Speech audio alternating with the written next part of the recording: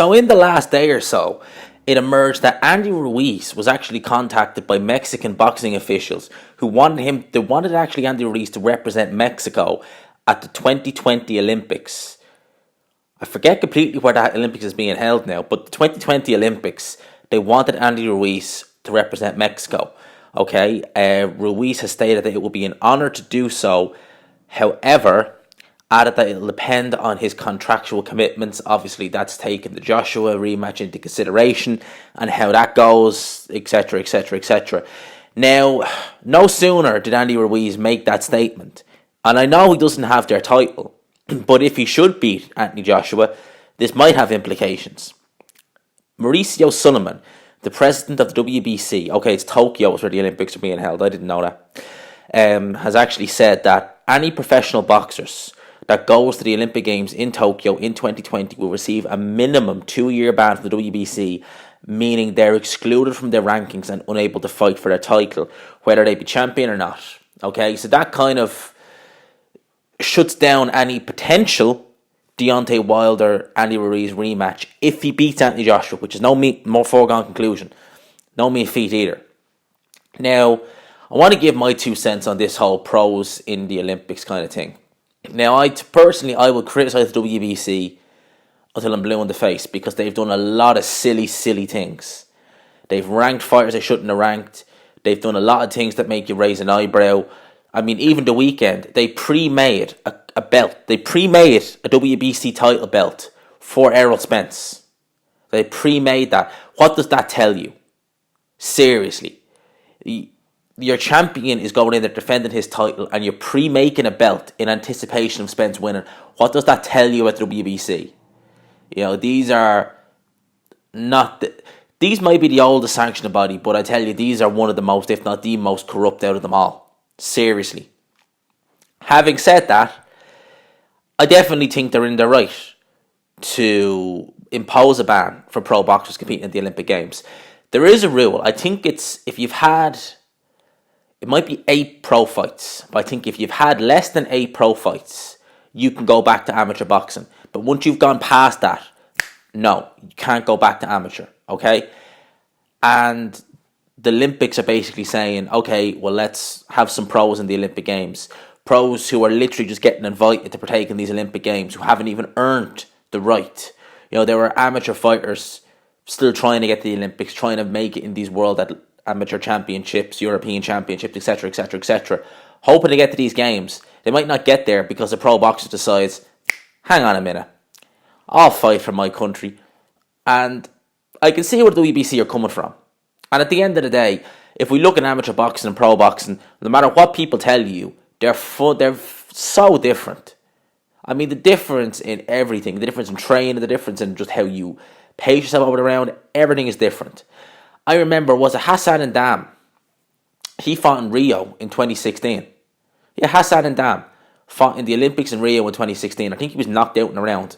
That was at light heavyweight now. So obviously, with amateur boxing, it's same day weigh-in, so you can't cut the weight. So that was a light heavyweight, which is 178 pounds, 81 kg. He was knocked out in a round.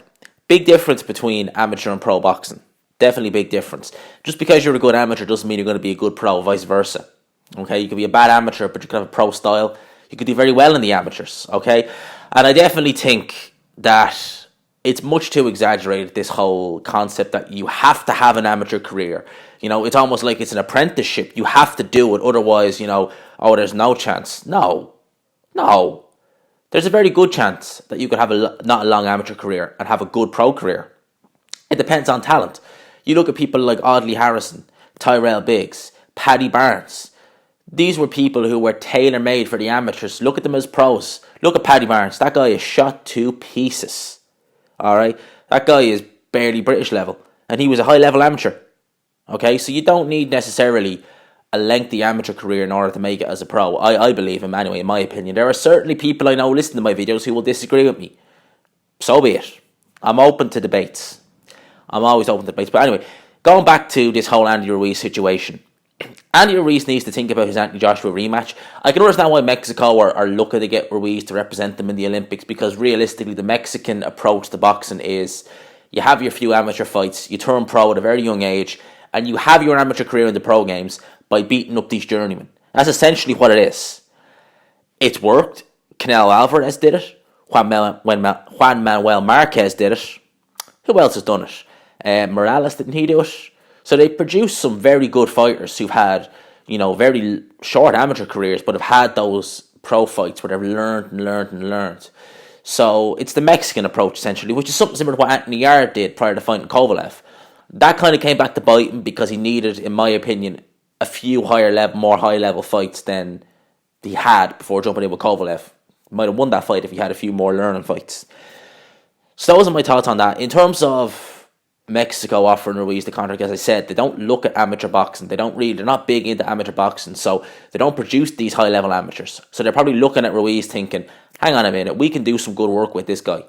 We can maybe even get a gold medal, because I don't follow amateur boxing as much as I follow pro boxing, but I would imagine that, put it like this, in the Rio Olympics, I'd heard of Tony Yoka, I'd heard of Erislandy Savon, I was going to say Felix Savon, I've heard of Erislandy Savon, I've heard of Joe Joyce prior to the Olympic Games. I've not really heard of any of the amateurs that are up and coming going into this one, so maybe Andy Ruiz feels, you know what, I could win a gold medal pretty easy against these guys, bring it back to Mexico on top of a heavyweight title. That's maybe what it is. I don't particularly know, but that's just my 2 cents on it. I don't want to see pros. I don't want to see accomplished pros going to the amateurs and fighting amateurs, because at the end of the day, you could be an amateur who's worked hard to get there, and you get drawn against a seasoned pro in the first round. As we see with Hassan and Dam, Hassan Dam's always been chinny though. I don't really count him. He's always been chinny. But if you look at some higher level pros, that might not end well.